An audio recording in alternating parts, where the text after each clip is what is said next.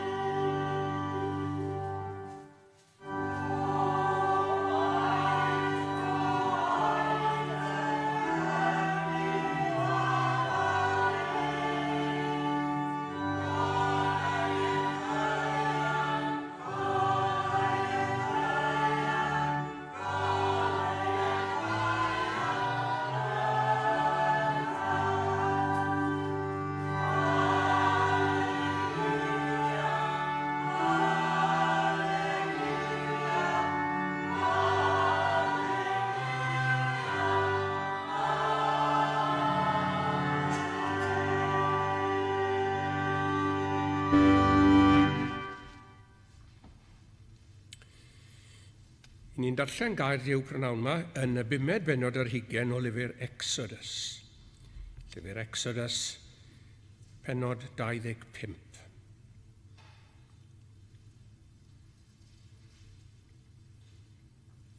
Clywch air yr arglwydd. Yr arglwydd a lafarodd wrth Moses gan ddywedyd, dywed wrth feibion Israel am ddwyn ohonynt I mi offrwm, gan bob gŵr ewyll ysgar ei galon y cymerwch fy offrwm. A dyma'r offrwm a gymerwch ganddynt, air ac arian a phres, a sidan glas a phorffor ac ysgarlad, a lliain main a blew geifr, a chrwyn hyrddod yn gochion, a chrwyn daearfwch, a choed sitim. Olew i'r goleuni, llysiau I olew yr enaint, ac i'r perarogl darth. Mae'n I onyx, a mae'n i'w gosod yn yr ephod ac yn y ddwyfroneg. A gwnant I mi gysegr fel y gallwyf drigo yn ei misgwynt. Yn ôl holl waith y tabernacl, a gwaith ei holl ddodrefn yr rhai yr ydwy fi yn ei dangos I ti, felly y gwnewch. A gwnant arch o goed sitim, o 2 gifydd a hanner ei hyd, a chifydd a hanner ei lled, a chifydd a hanner ei hichder. A gwisg I ag air coeth o fewn ac oddi allan y gwisgi hi. A gwna'r ni goron o air o amgylch. Bwrw iddi hefyd bedair modrwy air, a dod ar ei phedair congl. 2 fodrwy ar un ystlys iddi, a 2 fodrwy ar yr ystlys arall iddi. A gwna drosolion o goed sitim a gwisgwynt ag air. A gosod y trosolion trwy'r modrwyau gan ystlys yr arch, I ddwyn yr arch arnynt. Ym modrwyau yr arch y bydd y trosolion na symuder hwynt o ddiwrthi. A dod yn yr arch y dystiolaeth ar odda fi ti, a gwna drigareddfa o air coeth, o 2 gifydd a hanner ei hyd, a chifydd a hanner ei lled. A gwna 2 geriw o air, o gyfanwaith morthwyl y gwna I hwynt, yn nai gwr y drigareddfa. 1 ceriw bawnau yn y naill ben, a'r ceriw arall yn y pen arall. O'r drigareddfa ar ei 2 ben hi, y gwnewch y cerubiaid. A bydd y cerubiaid yn lledu ei hesgyll I fyny, gan orchuddio'r drigareddfa a'i hesgyll, a'i hwynebau bob un at ei gilydd, tua'r drigareddfa bydd hwynebau y cerubiaid.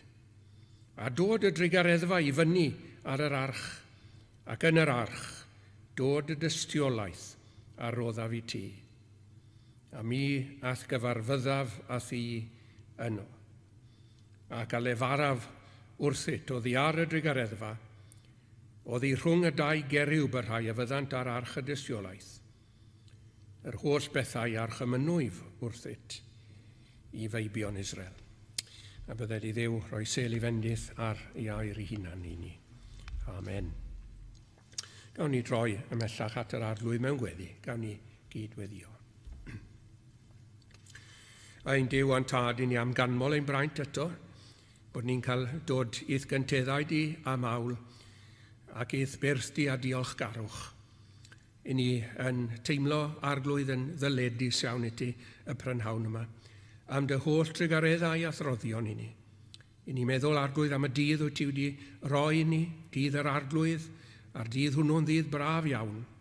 I ni'n diolch yn fawr iawn I ti am gymdeithas y saint. I'n diolch I ti arglwydd am drigareddau ar y daith yma, ac I ni'n gofyn amdanyn nhw ar y ffordd oddi yma hefyd. I ni'n diolch yn fawr I ti arglwydd am yr hyn I ni wedi I brofi o ffyddlondeb di mewn pethau tymhorol yn ystod y dydd yn barod. I ni'n diolch I ti arglwydd fod yna fwyd ar yn byrddau ni. I'n diolch I ti fod yna ddillad ar yn cefnau ni. I'n diolch I ti fod yna do uwch yn pennau ni. Ni'n gwybod arglwydd nag yw'r bendithion tymhorol hyn ddim yn eiddo I bawb yn ein byd ni. Ni'n diolch I ti serch hynny yn fwy nag am yr bendithion tymhorol, am y bendithion ysbrydol yn yr arglwydd Iesu Grist. A dy fod ti wedi gweld yn dda i'n gosod ni gyd eistedd gyda'r arglwydd Iesu Grist yn y nefolion leoedd. A ninne wedi dod yn eiddo i'r bendithion, yr holl bendithion sydd yn yr arglwydd Iesu Grist wedi dod yn bendithion i ni. I ni'n diolch i ti arglwydd am yn hethol ni ynddo ef ers cyn seiliad y byd. I ni'n diolch i ti arglwydd bod ti wedi gweld yn dda i'n prynu ni a'i werthfawr waed, ac bod yna faddeuant pechodau i ni, bob un o'n pechodau ni wedi mynd. Aeth fy mhechod i gyd ar garla, i le nis gwn i ddim. I ni'n diolch yn fawr i ti am ein bwch dihangol ni, yr arglwydd Iesu Grist. I ni'n diolch i ti mai fe yw'r arch a'r drigareddfa lan. Fe yw'r tabernacl. Dyma babell y gyfarfod, dyma gymod yn y gwaed, dyma noddfail o fryddion, dyma'i gleifion feddyg rhad, dyma fan yn ymyl diwdod i bechadur wneud ei nith, a chyfiawnder pyr y nefoedd, yn siriol wenu arno byth. I ni'n diolch yn fawr arglwydd am gael yr haul yn gwenu arno ni prynawn yma, ond am Dduw yn gwenu arno ni yn y gwaed. I ni'n diolch i ti arglwydd. Byddwn ni ddim yn peidio diolch i ti i bob tragwyddoldeb am yr hyn rwyt ti wedi wneud ar yn rhan ni yn yr arglwydd Iesu Grist. I ni'n diolch i ti mai fe yw ein rhan gogoneddus ni, ac i fod e'n ystyried mai ni yw ei ran e. I'n diolch i ti am y berthynas tragwyddol sydd rhwng y priodfab a'r briodasferch. I ni'n diolch i ti am y cariad hwnnw sydd yn bodoli. I ni'n diolch i ti arglwydd am gael edrych ymlaen at swper neithiwr yr oen, ac am gael gweld ein priod ni yn y nef i hunan. I ni'n gwybod arglwydd y byddwn ni i bob tragwyddoldeb yn addoli, yn syrthio ger bron yr orseddfaint ar oen. I ni yn teimlo arglwydd hiraeth mawr am gael rhyw gyffyrddiad o'r nefoedd, o'r gogoniant hwnnw sydd gyda thi yn y nef, ei bod ni'n cael dechrau brofi fe ar y llawr. Ac i ni yn gwybod arglwydd bod y fath beth a dyddiau'r nefoedd ar y ddeiar yn bosib, a bod ein gwlad ni wedi profi'r bendithion hyn dro ar ôl tro, y Duw yn agosau at ei bobl, y cyfarfyddiad yna y darllenson ni amdano fe, Duw a'i bobl yn un yn ei profiad ar y ddeiar yma. Ac i ni'n cofio arglwydd am yr hyn mae rhai wedi i ddweud, fod Iesu Grist wedi dod i fyw megis mewn rhyw ardal neu gilydd ar adeg o ddiwygiad, ac arglwydd i ni yn chwennych y pethau yma eto, o ble gyd i ni'n oer ein serch ac yn wan ein ffydd. A'n hosanna ni wedi mynd yn ddistaw. Rhaid i ni gyffesu arglwydd nag i ni ddim ar dan fel y dylen ni fod. Nad yw'n cariad ni mhell o'r hyn ddyle fe fod, ond bod y gariad i'n parhau fel fflamau angerddol o dan, yw cariad fan wylid o hyd, fe losgodd y rhwystrau o'i flan, fe yfodd yr afon i gyd, ymaflodd mewn dyn ar y llawr, fe dygodd ar diwdod yn un, y pellter oedd rhyngddynt, mor fawr, fe llanwodd a'i heiddiant a'i hun. Ac felly, arglwydd, mwyn dogoniant di yn bennaf dim, ac yn lles ni yn sicr, i ni'n gofyn i ti eto, i weld yn dda, i dywallt y lan ysbryd, arno ni'n helaethach nag i ni wedi i wybod hyd yn hyn. Ac yn y cyfamser arglwydd, y prynhawn yma, a wneud i weld yn dda i'n bendithio ni. Rai sydd yn gwrando, rai fydd yn gwrando ar y we, a bendithia, eneinia, dafod y pregethwr, os gwelid i'n dda, a chlystiau'r gwrandawyr. Ac yn ni'n gofyn i ti arglwydd y teimlo ni'n calonebach yn cael ei cynnesu o'n mewn ni y prynhawn yma. Maddau ni arglwydd bod ni'n cyfarwyddo gymaint a phethau mawr. Maddau ni bod ni yn gallu anghofio'r pethau pwysig gan osod pethau eilradd yn ei lle nhw, a bod yr arglwydd Iesu Grist ei hun Bron yn mynd yn angof gyda ni am beth waith, ac yntau wedi gwneud y cyfan drosto ni. Clew ein gweddi, bendithia ymdrechion yr eglwys yma o Dduw ein Tad, y gweinidog, ysgolid yn dda, a'r aelodau yn cyd ymdrech gyda'i gilydd ym mhlaid yr Efengil. Ni'n gofyn y bydd yr Efengil hyfryd yma, newyddion da a ddaeth, newyddion braf a ddaeth i'n bro. Hwy heiddant gael ei dwyn ar go, bod Iesu wedi cario'r dydd, caif carcharorion fynd yn rhydd. Bydded i'r newyddion yma gyrraedd cymdogion y tabernacl fan hyn. Y bobl sy'n byw yn y strydoedd cyfagos yma, a'n cyfeillio ni a'r glwydd sydd yn hyd yma, yn feirwon mewn cymweddau a phechodau, heb ddiddordeb, rhai yn teuluodd ni hyd yn oed. Cofia amdanyn nhw, i lles tragwyddol nhw, os gwelid i'n dda. Nawr, edrych heibio maddau arglwydd bob bai, bob cymwedd i dderbyn, am yn bod ni'n gofyn y cyfan yn enw ein harglwydd Iesu Grist. Amen.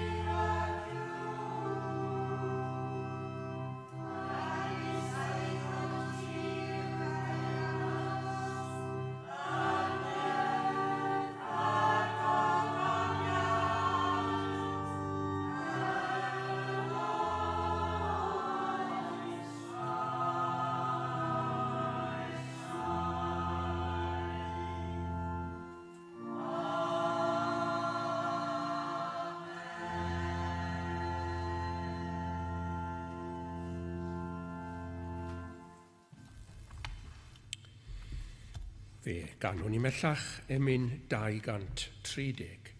230. O agor fy llygaid i weled i'r gelwch darfaith a thair, mae'n well i mi gyfraith denau na miloedd o arian ac air, y ddeiar a'n dan a'i thrysorau, ond geiriau fy niw fydd yr un. Y bywyd tragwyddol yw nabod fy mhrynwr, yn ddew ac yn ddyn. 230.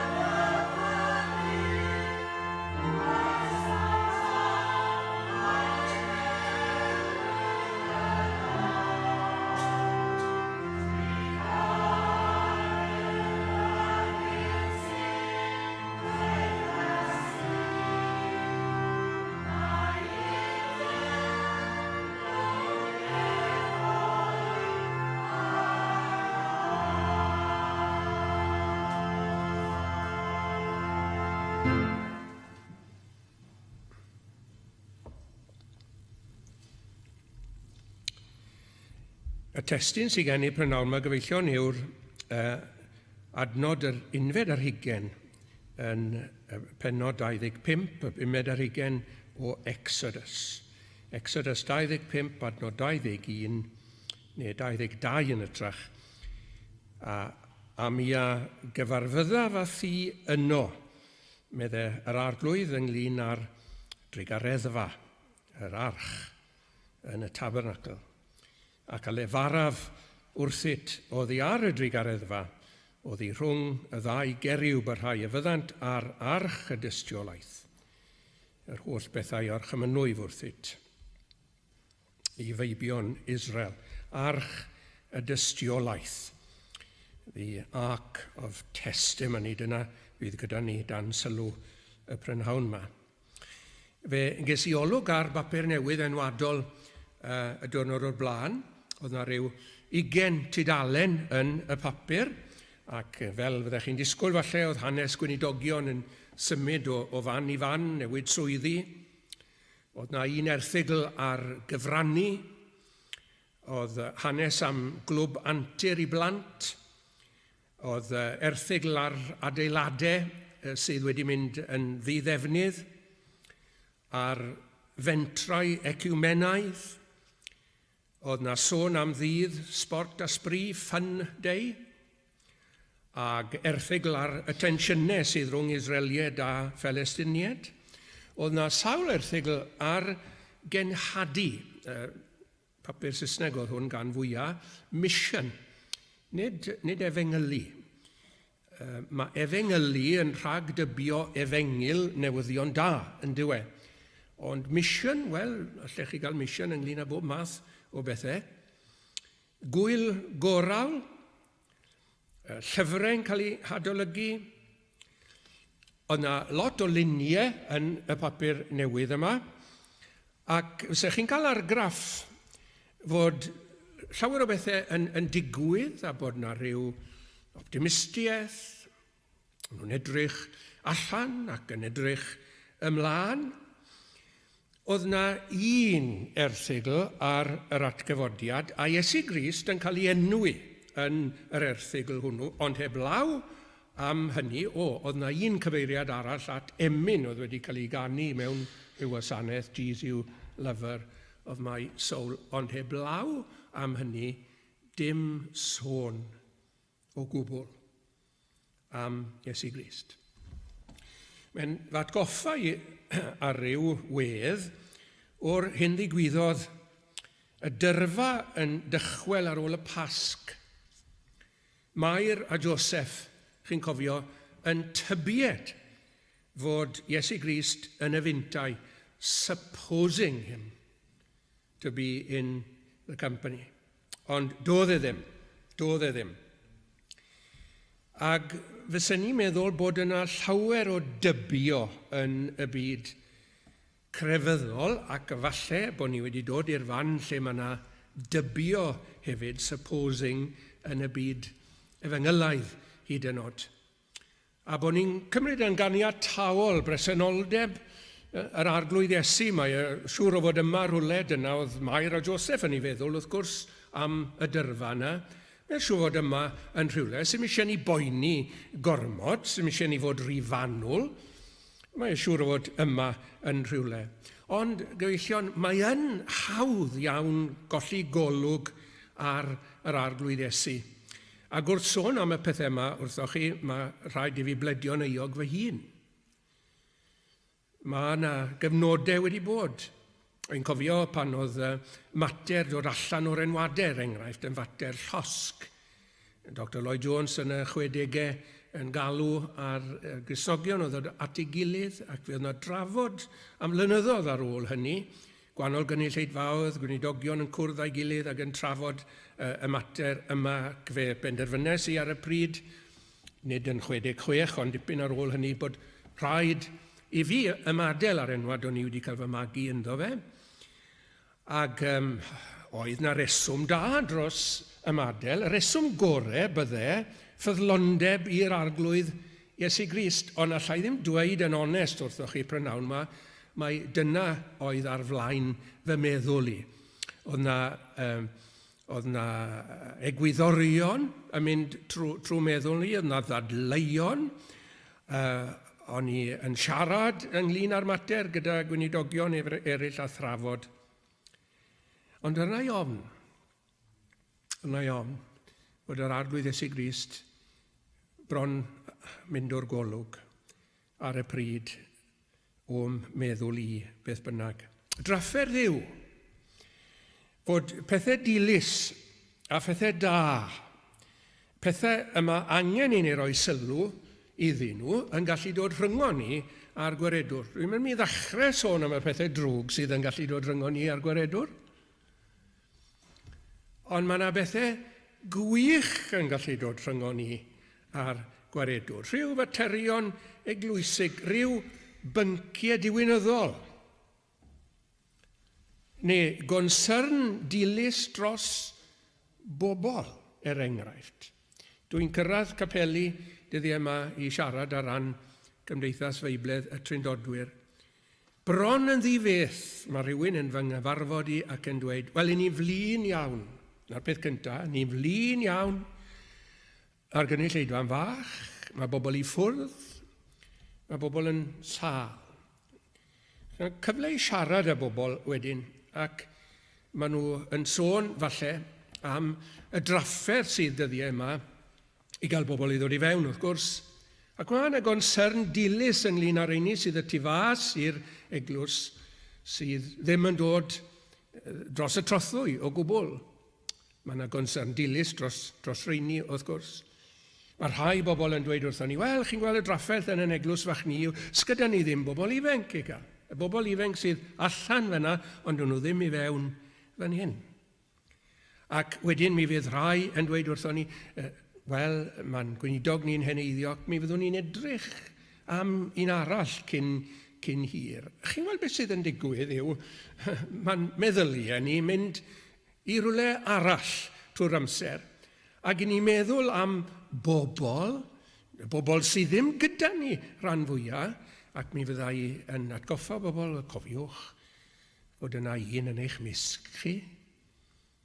Yr arglwydd Iesu, peidiwch anghofio fod un wedi dod i'r oedfa, ac mae mhob oedfa. Mae hawdd anghofio, ynddo e?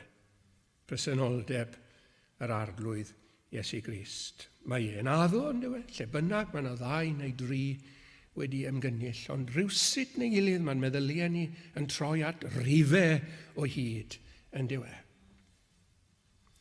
Mae'r apostol Paul yn dweud wrthon ni yn gwneud datganiad mawr mewn chydig eiriau, y 3 bennod o Colosied ar 11 adnod ar 10, gwndwch ar hyn, Crist sydd bob peth.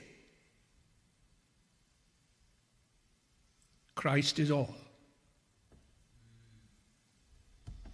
Ac mhob peth.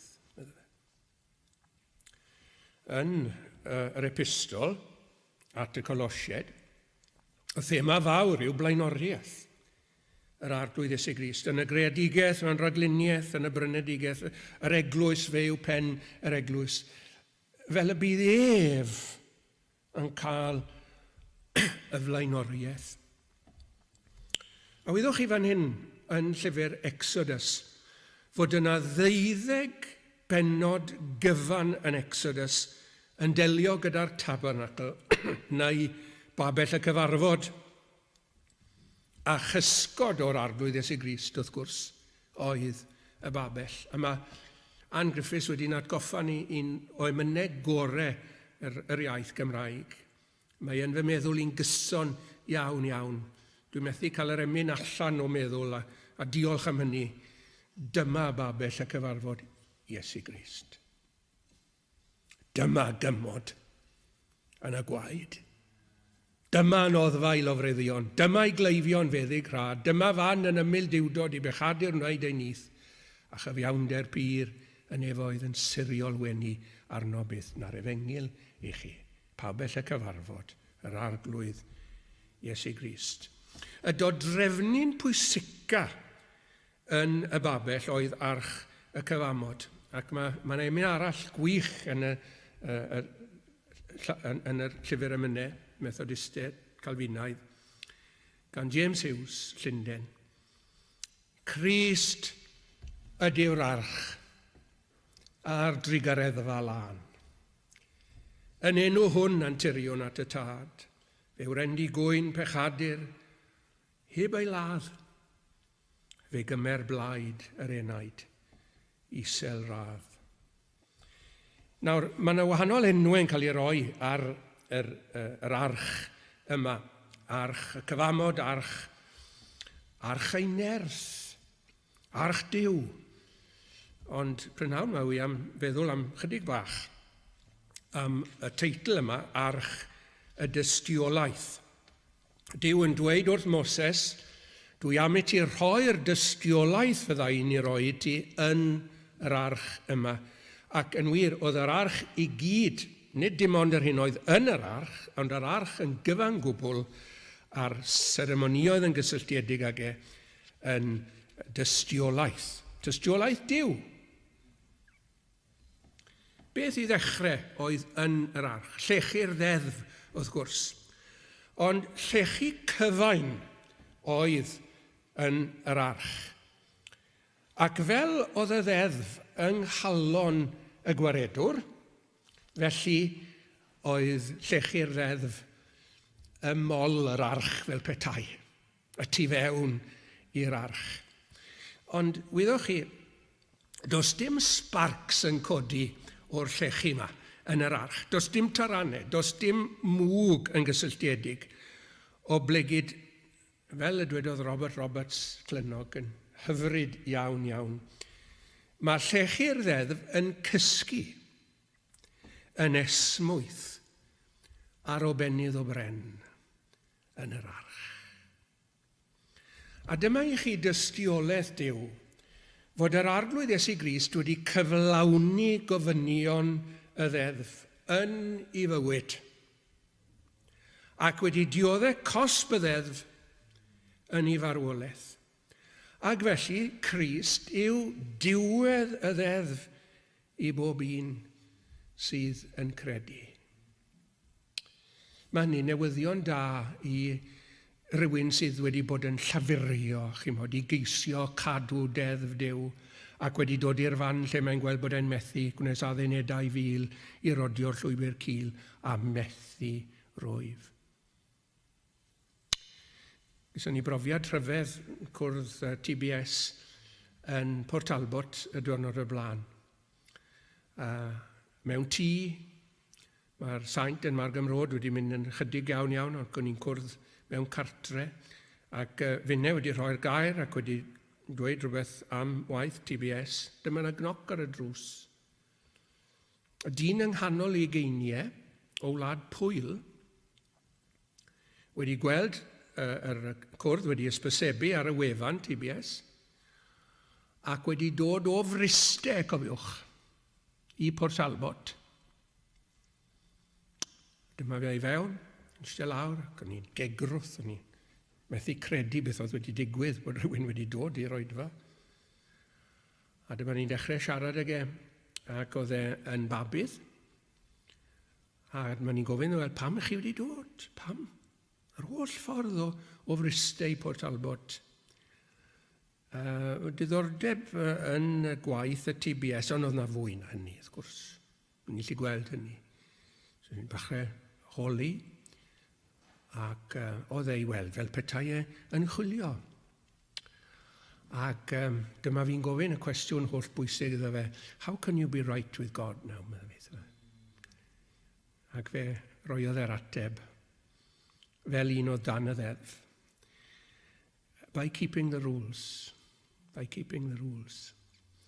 Oedd e ddim wedi gweld eto bod e'n methu. Ond pan bod ni'n gweld, gyfeillion bod ni'n methu, dyna newyddion da yw bod Crist wedi cadw'r ddeddf drosto ni, de. Ni'n cofio eto mwy o storiad a fi chi prynawn yma, falle ddylen ni ddim i dweud nhw. Ond yn cofio pan o'n i'n ddyn ifanc, y pregethu yn Castle Street yn Llundain, y tu ôl i Oxford Street, capel bedyddwyr Cymraeg. Ac oedd na ddyn pwysig iawn yn y gynulleidfa, yn y byd seciwlar beth bynnag, oedd e'n farnwr yn yr uchel is yn eistedd ar achosion y pêl. Allech chi ddim mynd lot yn uwch o ran swydd ac o ran statws. Oedd e'n ddyn dymunol iawn, yn ddyn diamhongar iawn. Yn cofio'r haf poeth 1976 oedd hi. Ac gan wybod fod e'n y gynulleidfa, o dyn ifanc o'n i, pryd hynny, mi fentres i roi'r emyn hwn allan. Saif brenhiniaeth fawr yr Iesu, a'i gorseddfa'n fythol lan, saif ei heddwch a'i chyfamod, saif ei chysur, byth a'i chan. Hedd, maddeiant, meddyginiaeth. Iachawdwriaeth yn ddiagaid, gras sydd drwyddi yn teyrnasu. A dyma'r geiriau, deddf yn gwenu yn y gwaed. Ac mi is i ato fe'n fwriadol ar ôl y cwrdd, o'n i mwy mentrus bryd hynny nag ydw i nawr falle. A dweud wrtho fe, nawr, dyw'r ddeddf byth yn gwenu. Dwi ddim fod i wenu o gwbl. Cyfiawnder yw busnes y ddeddf, oedd yn deall hynny well na fi, wrth gwrs. Uniondeb yw busnes y ddeddf. Ond fe fentres i ddweud hyn wrtho fe, mae gwaed yr arglwydd Iesu Grist wedi bodloni cyfiawnder. Ac felly mae'r ddeddf yn gwenu yn y gwaed. Dyna dystiolaeth Duw. Mae hyn yn dod at y drigareddfa. Gwaed ar y drigareddfa yn un unig sydd yn bodloni cyfiawnder Duw ac yn dyhuddo'r tad. Wyddoch chi beth yw ystyr y gair dyhuddo. To placate, pacify, propitiate. Dyna yw ei ystyrau. Ond, i ni'n byw, wrth gwrs, mewn gymdeithas sydd ddim am glywed am waed yr arglwydd Iesu Grist, ac mae yna grefyddwyr, wrth gwrs, sydd ddim. Mae yna Feibl fe gafodd i gynyrchu yn America, ac mae wedi cael ei alw The Bloodless Bible, achos mae'r termau wedi cael ei newid. Glywsoch chi efengil di-waed erioed, os glywsoch chi nid efengil oedd un ac e. Mae yna bobl y prynawn mae gyfeillion neis sy'n arddel moesau neis. Ac mae yna bregethwyr neis sy'n sôn am ysbryd cymdeithasol, y meithrin hwnnw mewn cymdeithas a chynorthwyo'r tlawd a helpu'r difreintiedig. Mae'r cyfan yn neis, cydweithredu crefyddol neis, ond mae'r cyfan heb waed. A maen nhw'n dweud, o peth cas yw aberth a iawn a gwaradwydd a phoen a melltith. Ar hyn i chi yn ei bwysleisio mor aml, medden wrthon ni, gwaed. Gen i sen ni'n bwysleisio fe'n amlach.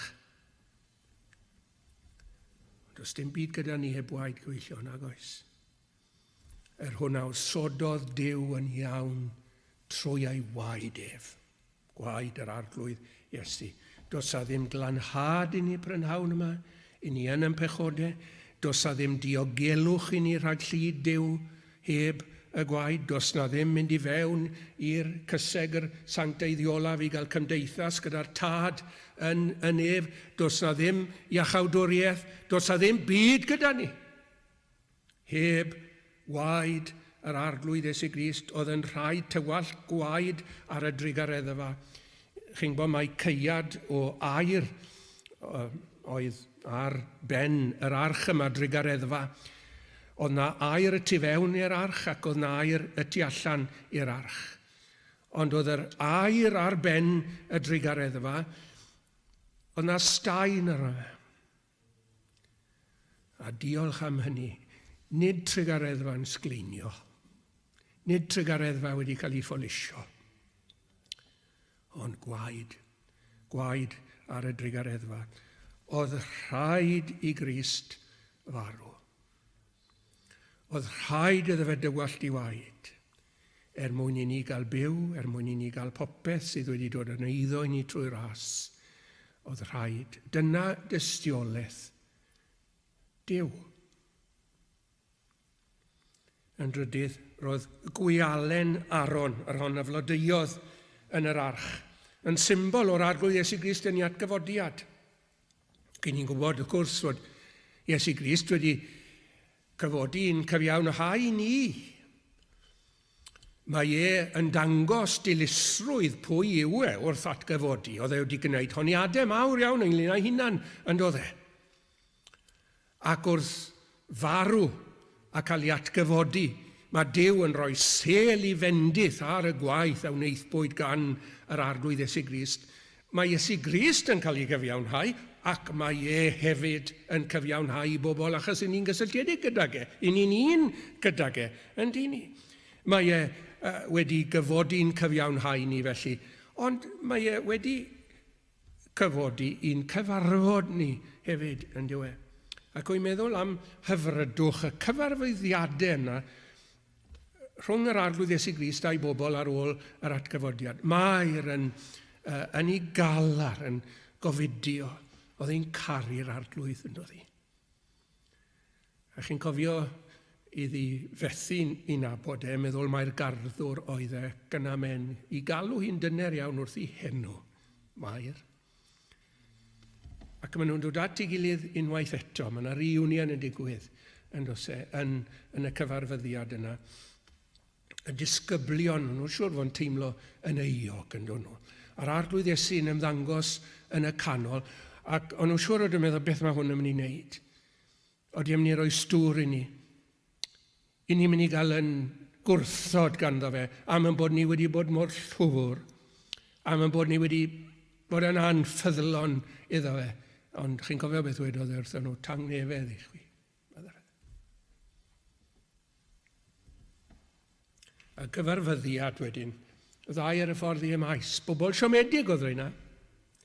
A bobl ddryslyd iawn hefyd. O'n nhw jyst ddim yn deall beth oedd yn mynd mlaen o gwbl. Ac mae'r arglwydd Iesu Grist yn ei cyfarfod nhw hefyd, ac mae calonnau nhw yn cael ei cynnesu. Mae'r fath beth yn bosibl i ni achos bod Iesu Grist yn fyw. Encounters, cyfarfyddiadau, cymdeithas gyda'r arglwydd, cymundeb gyda'r arglwydd Iesu Grist. Ddigwyddodd wedyn 7 o bysgotwyr, oer, siomedig eto. Mae'r arglwydd Iesu yn paratoi brecwast iddyn nhw, a tân iddyn nhw i'w cynnesu nhw ac yn adfer Pedr. Mae chi gyfarfyddiad hyfryd iawn. Mae'n emyn bach syml iawn yw e. Ond mae wedi cael ei ganu fel yn digwydd yn angladd dau o'n dynion, Cristnogion mwyaf ni. Athro Geraint Griffith, athro Bobby Jones. Syml iawn. Dyma gyfarfod hyfryd iawn. Mae fi yn llwm ar Iesu'n llawn. Mae fi yn dlawd heb feddi dim. Ac yntau'n roddi popeth i'm. Pam y cyfarfyddiad fel yna'n bosib? Achos mae Iesu Grist yn fyw. Dyna pam. Ni'n cofio yr apostol Paul yn sgrifennu at Timotheus. Timotheus drian yn dioddau o drafferth yn ei stumog yn dioddau. Ac yn nerfus, dyn ifanc.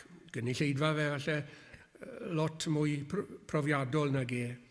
A mae Paul fel sef yn rhoi mwy o faich arno fe ac yn gweud, cofia di nawr, mae gyda ti waith i wneud, wyt ti'n filwr cofia, goddef gystydd fel milwr da i Iesu Grist. Para cwyno, mae milwr i fod yn un sydd yn gallu dioddau caledu yn y gwaith, dioddef gystydd fel milwr da i Iesu Grist. Ac wedi mynd defnyddio darlun arall, y pencampwr, yr athlet, lot o waith ymarfer. Yn defnyddio cymariaeth arall, amaethwr. Wedi nabod lot o ffermwyr, a maen nhw'n mynd yn hen yn ganol oed, o blegyd y gwaith, trwm. Cofia di nawr, Timotheus, cofia di nawr bod ti'n hau. Cofia bod ti'n dyfrhau. Gofala bod ti'n neud y waith nawr, fel amaethwr. Wedyn ar ben y cyfan y llestr glân. Os ti am gael dy ddefnyddio, cofia, mae rhaid ti fod yn llestr glân, fit for the master's use. Gallai fe suddo, gallai fe gyda'r pethau yma i gyd. Ond beth wedodd yr apostol wrtho fe yng nghanol hyn i gyd oedd cofia gyfodi Iesu Grist o ha Dafydd o feirw yn ôl fe fengil i yn i'w. Fydd Iesu Grist gyda ti yn y cyfan. Yn dy waith. Y gyfynion trwm yma, y cyfrifoldeb mawr yma sydd arno ti fel gweinidog i'r arglwydd Iesu Grist. Mi fydd yr arglwydd yno ti, cofia. Fydd y dynamo ti fewn i ti. Fydd e'n gwmni i ti. Fydd di'n gallu agor dy galon iddo fe. Iesu Grist yn fyw i fod gyda ti alluogidiaeth nerthu di. Dyna dystiolaeth Duw ynglyn â'r arglwydd Iesu. Am fod fy Iesu'n fyw. Byw hefyd fydd ei saint. Gorfodiodd poen a brew. Fawr yw ei braint. Yr Iesu'n fyw. Ac wedyn yn ola, oedd na fanna yn yr arch, pot o fanna. Dyma'r arglwydd Iesu Grist fel bara'r bywyd nawr, wrth gwrs, cynnal i bobl yn haith yr anial. Ond chyma, mae'n anharo i, mae bwyd yn gallu bod, mae'n danwydd i ni ddechrau, yn dywe, mae'n ffiwel i'r corff. Ond dwi'n siŵr o hyn bod chi wedi eistedd lawr i ginno heddi, ac o'ch chi'n meddwl am y bwyd ar eich plat chi fel rhywbeth amgenach na ffiwel. Na jyst tanwydd i gadw chi fynd trwy'r prynawn a trwy'r dydd a cydfori felly. Na, mae bwyd yn bleserus yn dywe. A mae bwyd yn rhoi ymdeimlad o ddedwyddwch i chi yn eich corff, beth bynnag. Ac mae'n eich llenwi chi. Ni'n gobeithio bod y bwyd yn fwyd blasus, bod yna fwynhad wrth i fita fe. A wyddwch chi, i ni fod i fwynhau yr arglwydd Iesu. I ni fod i fwynhau e. Chi'n cofio oen y Pasg, fe ddefnyddiwyd y gwaed yn do fe ar ystlys byst a chapan y drws. Ond beth am gorff yr anifel wedyn? Wel, oedd hwnnw fod i gael ei rostio. A'i fita. Cig oen rost am hithin. Braf. Ac o'n i diwy'n beth braf i fyw ar waith a gorchestion a llwyddiannau yr arglwydd Iesu Grist a cael blas arnyn nhw. Cael blas. Ach bod chi'n mwynhau'r arglwydd Iesu Grist fel yr un sydd wedi'ch cymodi chi gyda Duw. Bod chi'n mwynhau'r arglwydd Iesu Grist fel yr un sydd wedi'ch prynu chi oddi wrth eich ofer ymarweddiad. Yr hwnna gawsoch trwy draddodiad y tadau. Wedi'ch prynu chi. Y brynedigaeth, redemption. Ach bod chi'n mwynhau yr arglwydd Iesu. Ac mae'n anharo i ynglyn â Iesu Grist fel manna, ein bwyd ni, ein lluniaeth ni, yr un sydd yn meithi ni, yn digoni ni, yr un sydd yn rhoi llawenydd i ni wrth i fita fe fel petai. Na, allwn ni'n cael gormod ohono fe, gallwn ni. Mae yna fwydydd, chi'n modd i ni'n fod i fita gormod ohonyn nhw.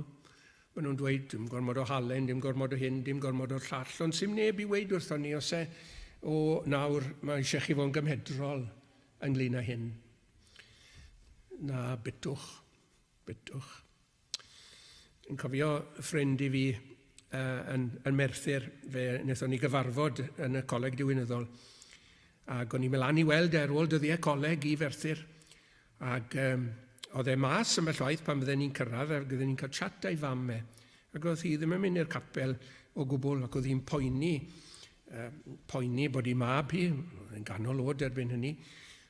Yn gwneud gormod, fydde fe mas o hyd. A fi'n cofio hi yn gweud wrtho hi, you can have too much chapel, do, meddai. Ac fi'n cofio un gweinidog yn gweud slawer dydd, mae rhai bobl yn meddwl bod iachawdwriaeth yn dod trwy gyfarfodydd, dwi'n credu. Mae dyn yn gallu cael digon.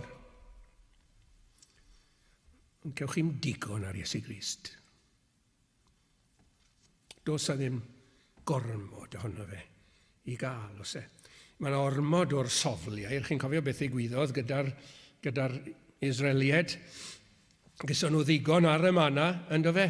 Ac wy'n credu mae'r bobl gnawdol ymhlith Israel oedd rheini, siŵr o fod. Ac o'n nhw eisiau rhywbeth arall, a mae Duw yn rhoi beth o'n nhw eisiau iddyn nhw, sofliau'r cweils yma. Ac wedyn fe droio nhw ar y bobl ynddo fe, ond o mas o'i dannedd nhw. I ni yn gallu cael digon ar y byd, yn beth da i gael digon ar y byd yn yw e. Ond dim gormod o'r arglwydd Iesu Grist. Mae Duw yn tystiolaethu am ei fab yn yr arch yma. Ond mae'n gwestiwn mawr y dyddiau yma, a os gyda ni glistiau i glywed tystiolaeth Duw. Fyddai'n dweud wrth bobl, fel o'n i'n sôn yn gynharach, fyddai'n dweud, cofiwch am yr un sydd gyda chi yn y cynulliad, ac wedyn ymell waith mae yna gyfnod o weddi ar ôl neges o'r math yna, ac mae bobl yn dal i ddiystyru y ffaith bod Iesu Grist yn y canol, yn ôl yr addewid. Ac yn dal i feddwl am torfeydd tu allan, bobl ifanc sydd ddim gyda ni. A dyw'r geiniog ddim wedi cwmpo. Dyn nhw ddim wedi clywed y dystiolaeth. Ddim wedi derbyn y dystiolaeth. Am flaenoriaeth yr arglwydd Iesu Grist. Wel, bydded fel arall gyda ni. Amen.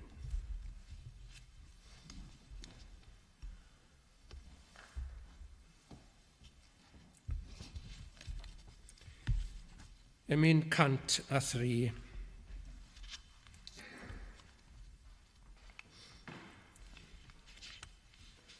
Emyn 103. Mi dafl amaich oddi ar fy ngwar, wrth deimlo dwyfol oes, ei ogrwydd fel mynyddoedd byd drin ganu wrth dy groes. 103.